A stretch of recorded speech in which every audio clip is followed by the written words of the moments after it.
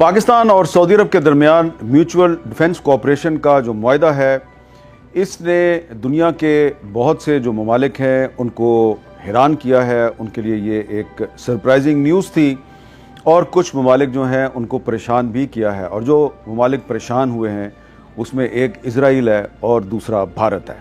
بھارت جو ہے وہ کیوں اس معاہدے سے پریشان ہوا ہے؟ اس لیے کہ بھارت کا ایک خیال تھا کہ سعودی عرب اس کے بہت قریب ہے اور سعودی عرب پاکستان کے ساتھ اکنامک کوآپریشن کا معاہدہ تو کر سکتا ہے لیکن مشترکہ دفاعی تعاون کا معاہدہ نہیں کرے گا. یہ جو معاہدہ ہے اس معاہدے پر بہت سے جو مغربی ڈیفنس ایکسپرٹس ہیں وہ بھی کچھ سوالات اٹھا رہے ہیں اور کچھ جو پاکستان کے دشمن ہیں وہ بھی اس کو بہت ہی تنقیدی نگاہوں سے دیکھ رہے ہیں.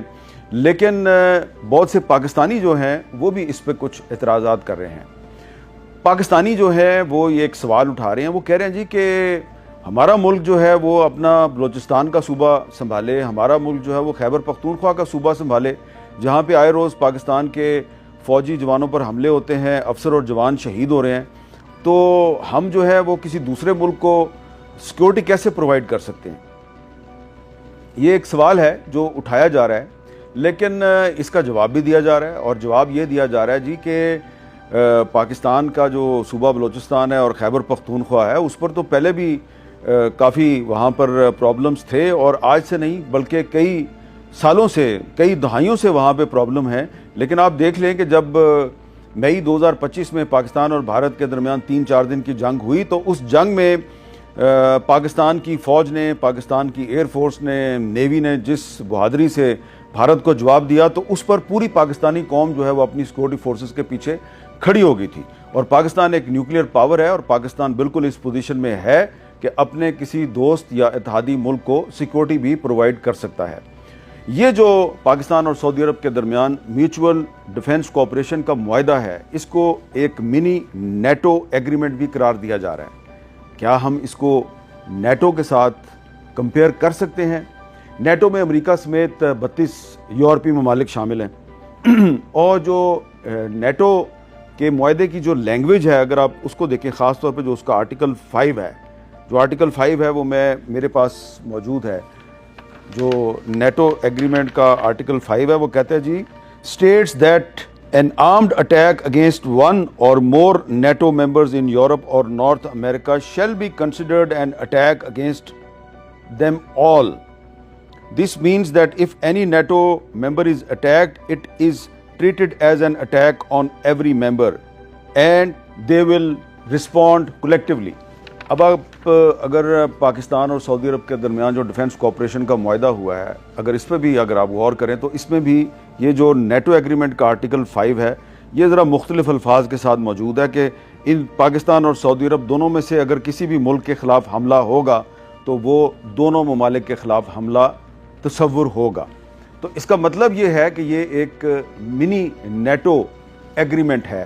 ابھی تو یہ صرف 2 ممالک کے درمیان ہے لیکن آپ دیکھیں گے کہ آہستہ آہستہ سلولی اینڈ گریجولی یہ جو پاکستان اور سعودی عرب کے درمیان مشترکہ دفاعی تعاون کا معاہدہ ہے اس میں کچھ اور ممالک بھی شامل ہو جائیں گے.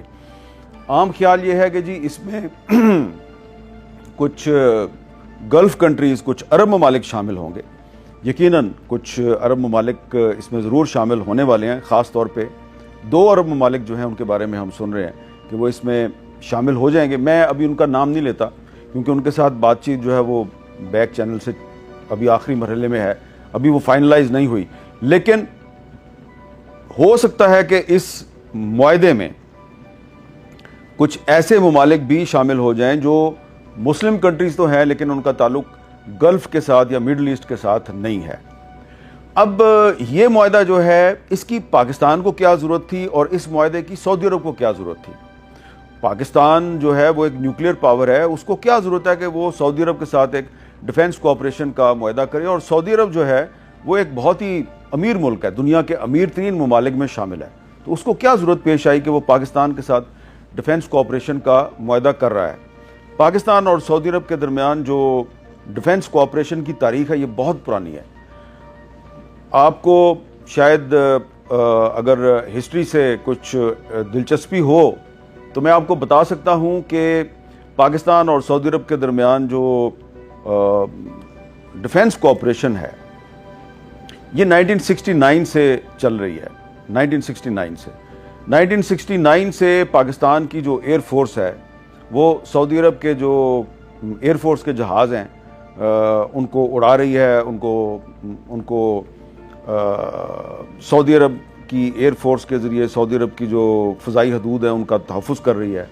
اور پھر اس کے بعد ایک واقعہ ہوا تھا 1979 میں 1979 میں جب مکہ میں خانہ کعبہ پر کچھ گمراہ لوگ جو ہیں انہوں نے حملہ کیا اور اس پہ قبضہ کرنے کی کوشش کی، اور جو خانہ کعبہ ہے اس میں کافی خون ریزی ہوئی.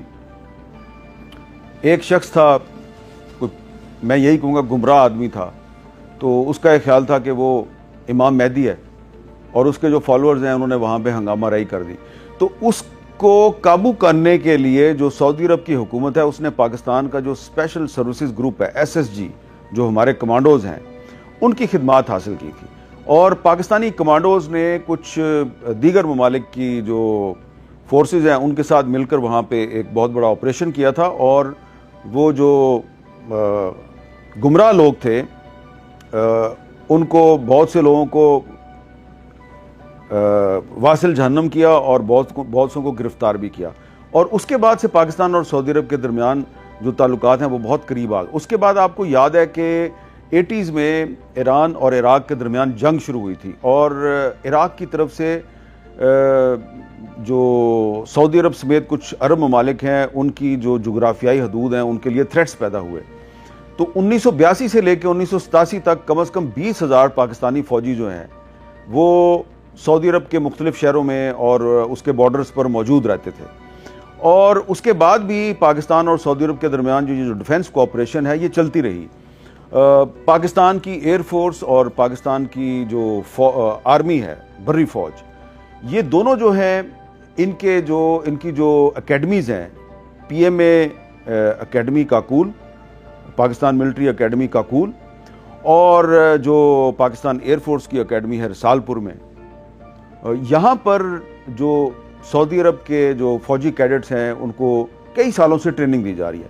صرف سعودی عرب کے کیڈٹس کو ٹریننگ نہیں دی جاتی بلکہ اور بھی کچھ عرب ممالک کے کیڈٹس کو وہاں پہ ٹریننگ دی جاتی ہے. اس میں فلسطینی بھی شامل ہیں، اور فلسطینی جو ہیں ان کی ٹریننگ کا آغاز ذوالفقار علی بھٹو کے دور میں شروع ہوا تھا. اور یہ جو ڈیفنس کوآپریشن ہے یہ کافی سالوں سے چل رہی ہے. اب اس کو ایک عملی شکل دے دی گئی ہے. ویسے تو آپ سمجھتے ہیں کہ اچھی طرح جانتے ہیں کہ پاکستانیوں کو حرمین شریفین جو ہے اس سے کتنی عقیدت ہے، اور اگر حرمین شریفین کو کوئی بھی خطرہ درپیش ہو تو پاکستان کی حکومت کو کہنے کی ضرورت نہیں ہے، وہ خود ہی رضاکارانہ طور پہ سعودی عرب سے کہے گا کہ جناب ہم اپنی خدمات پیش کرتے ہیں، ہم حرمین شریفین کے تحفظ کے لیے تیار ہیں. اور میں نے آپ کو بتایا کہ 1979 میں پاکستان کی فوج جو ہے وہ اس سلسلے میں اپنا ایک کردار ادا بھی کر چکی ہے.